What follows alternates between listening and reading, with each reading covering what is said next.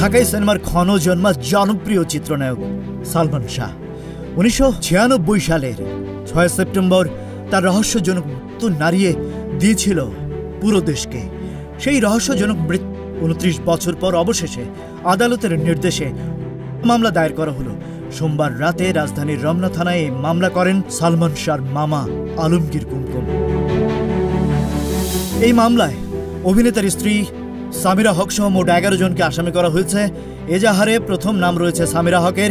এছাড়াও আছেন ব্যবসায়ী আজিজ মোহাম্মদ ভাই, লতিফা হক লুসি এবং চলচ্চিত্রে খলনায়ক ডন। মামলার বিষয়ে সালমান শাহর মামা আলমগীর কুমকুম বলেন, ইনশাল্লাহ এটা প্রমাণ হবে না আত্মহত্যা। দেশবাসী দেখবে এটা প্রমাণ হবে যে এটা হত্যা। এর আগে সালমান শাহর মা নীলা চৌধুরীর রিভিশন আবেদন মঞ্জুর করে ঢাকার 6ষ্ঠ অতিরিক্ত মহানগর দায়রা জজ আদালত অপমৃত্যুর মামলাটিকে হত্যা হিসেবে গ্রহণের নির্দেশ দেন।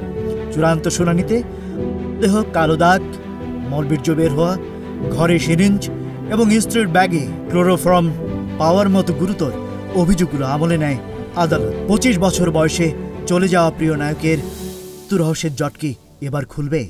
ন্যায় বিচারের অপেক্ষায় সালমান শাহর পরিবার এবং দেশবাসী। Rajib Raihan, news flash, 7